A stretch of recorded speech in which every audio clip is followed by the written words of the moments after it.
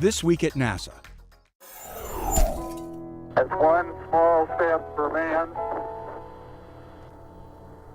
one giant leap for mankind. History will remember Neil Armstrong foremost as the first human to step foot on another heavenly body. But his NASA family and many admirers worldwide will forever appreciate the self-effacing Ohioan for more than just that one, albeit world-changing accomplishment. What an incredible feat it was for the nation, first of all, because this was during the days of the civil rights era, the war in Vietnam, fighting in the street and everything. And here was an American stepping foot on the moon. And even then, although I did not know him, his humble comments about what was being done for mankind. It woke me up to, we live in a universe, and it's a universe that people can explore, and here was a man stepping foot on the surface of the moon. Whether he was flying Navy fighters in Korea, the X-15 at Edwards Air Force Base in California, or training at the Johnson Space Center for the lunar landing he'd later make, Armstrong was cool as a cucumber competent, the perfect mix for his chosen fields of work. Armstrong's strong and analytical intellect also served him well as NASA's Deputy Associate Administrator for Aeronautics, after leaving the agency as an engineering professor at the University of Cincinnati, and later in corporate America. But after Apollo 11, what many will remember most about Neil Armstrong was the grace and humility with which he conducted his life after his return to Earth. I don't think you'll ever see a history book in which there won't be something about Neil Armstrong. I just hope we can live up to his legacy and continue the pace of exploration as I'm certain he would want us to do right now. Neil was a great patriot, an activist in every sense of the word, and a close personal friend, and he'll be missed. Please join us in a moment of silence as we remember Neil. This is how fellow Ohioan astronaut and former Senator John Glenn helped mark Armstrong's passing prior to a Cleveland Indians baseball game the next day.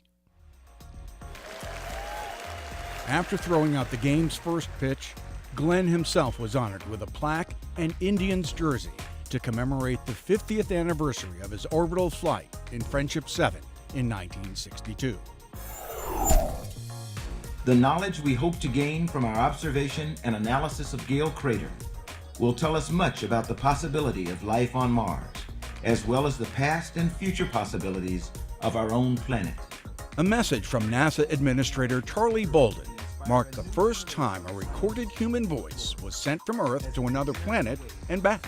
Transmitted round trip to the Mars Curiosity rover via NASA's Deep Space Network, Bolden's message noted the difficulty of landing a rover on Mars. And with members of the Curiosity team listening at the Jet Propulsion Laboratory, Bolden congratulated them, NASA employees, and the agency's commercial and government partners for their achievement. Curiosity will bring benefits to Earth and inspire a new generation of scientists and explorers as it prepares the way for a human mission in the not-too-distant future. I know that Mars might be far, but baby, it ain't really that far. Let's reach for the stars, reach for the stars. The next day, students at an educational event listened as Curiosity played back a new song by musician will.i.am, making it the first interplanetary song in history. Reach for the Stars was penned by the Black Eyed Peas star to inspire students to dream big, strive for excellence, and embrace exploration. The students learned about Curiosity's mission and the technology behind the song's interplanetary transmission. will.i.am's I Am Angel Foundation, which helps provide digital resources for students K-12, announced a $10 million classroom education initiative that will incorporate NASA content and space exploration themes in its curriculum. Also released, new views of the Martian landscape that show a scene of eroded knobs and gulches on a mountainside, with geological layering clearly exposed. The new views were taken by the 100mm telephoto lens and the 34mm wide-angle lens of the mast camera instrument, or MASTCAM. Another image shows track marks from a successful drive by Curiosity to the scour mark known as Goldberg, an area of bedrock exposed by thrusters on the rover's descent stage. Researchers plan to use a neutron shooting instrument on Curiosity to check for water molecules bound into minerals at this partially excavated target. Among many Curiosity-related celebrations was this post-landing party at the Stennis Space Center's Infinity Science Center, where the public learned about the rover, its mission, and other NASA space exploration efforts. Visitors not only viewed the latest images sent home by Curiosity, but also collected space-related items and enjoyed hands-on activities such as building their own Mars rovers. Status check. Go, Atlas. NASA's Radiation Belt Storm Probes mission is underway, following an early morning launch from Florida's Cape Canaveral Air Force Station. Release. RBSP are twin spacecraft designed to investigate the extremes of space weather by measuring the particles, radiation, and other elements found in Earth's Van Allen radiation belts. Our 59.5 days now of commissioning activities in front of us, but we're very happy with the progress to date. And JPL had their 7 minutes of terror recently, and I had my hour and 55 minutes of terror tonight. I had dark hair when we launched, so glad to say that we're on orbit now and everybody's happy. Using two spacecraft to take measurements along the same path will help scientists better understand how conditions in the belt change in both space and time. As for extreme weather here on Earth, NASA satellites help meteorologists keep a close eye on Isaac, the tropical storm that grew into a slow-moving, rain-drenching Category 1 hurricane. Aboard the International Space Station, external cameras provided multiple looks at the huge storm from its unique vantage point of 253 miles above the Earth. Also aboard the world's orbiting research laboratory, Expedition 32's Sonny Williams of NASA and Aki Hoshide of the Japan Aerospace Exploration Agency ventured outside for an 8-hour, 17-minute spacewalk, the third longest in EVA history.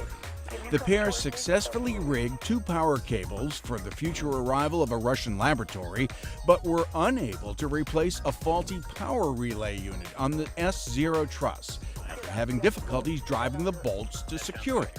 They temporarily secured the main bus switching unit, the MBSU, to a handrail while ISS managers assess a future course of action. If we can figure out a plan that requires us to go EVA to go solve this problem in the near future, the advantage to us is saving crew time and getting ready to go outside and the crew's immediate experience having already dealt with this for some time.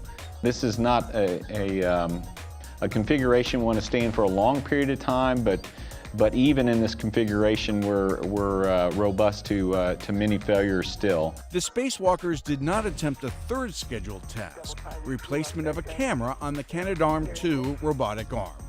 This was the fifth spacewalk for Williams and the first for Hoshide, who became the third Japanese astronaut to go EVA.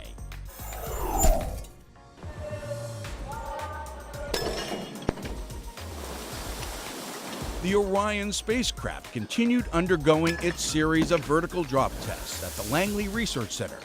1 week after engineers released the test article 2¼ feet, they dropped it into Langley's hydro impact basin from a height of 9 feet.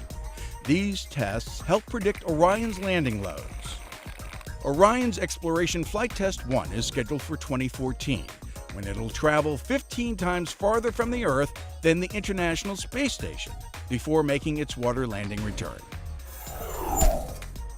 Scientists say the extent of the sea ice covering the Arctic Ocean has shrunk. Researchers from NASA and the NASA-supported National Snow and Ice Data Center in Boulder, Colorado, say the amount of Arctic ice is the smallest observed in the 3 decades since consistent satellite observations of the polar cap began. The sea ice cap naturally grows during the cold Arctic winters and shrinks when temperatures climb in the spring and summer. But over the last 3 decades, satellites have observed a 13% decline per decade in the minimum summertime extent of the sea ice. The thickness of the sea ice cover also continues to decrease. NASA's Wide Field Infrared Survey Explorer, WISE, has detected a bonanza of newfound supermassive black holes and extreme dusty galaxies called hot dogs, or dust-obscured galaxies. The millions of dusty black hole candidates and the 1,000 or so even dustier objects are thought to be among the brightest galaxies ever found. These extreme objects can pour out more than 100 trillion times as much light as our Sun. They are so dusty, however, that they appear only in the longest wavelengths of infrared light captured by WISE. The latest findings are helping astronomers better understand how galaxies and the enormous black holes at their centers grow and evolve together. 144 rising high school seniors from across Virginia spent a week of their summer at NASA Langley Research Center planning a mission to Mars. The students took part in the Virginia Aerospace Science and Technology Scholars Academy, also known as VAST, and this summer marks its 5th year anniversary.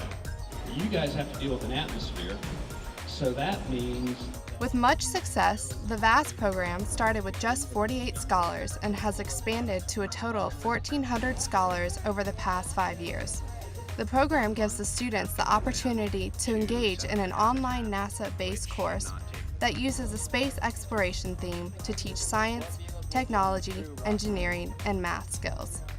But their learning experience doesn't stop at the VAST program.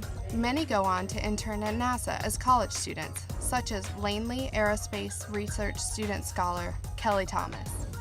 Because of her connections made through her VAST experiences, Thomas has worked with projects relating to Google and the Android smartphone. She also had the opportunity to attend a luncheon with NASA Langley Center Director Lisa Rowe and congressional representatives. It also gives a perspective. It outlays the need for scientists and engineers, and then it also sparks an interest, which can even spark a passion. Thomas is one of the many students who will excel because of the VAST program. More than 80 high school girls from across the country convened at Johnson Space Center in Houston for an inside look into the life of a problem solver, engineer, or scientist as part of the WISH program. WISH is Women in STEM High School Aerospace Scholars. The girls are going to be working on a human space exploration mission to Mars. So they've been placed on teams, the mission integration team, the getting there, working there, and living there team. And each team is mentored by a NASA scientist or engineer, and they work alongside NASA co-ops and interns.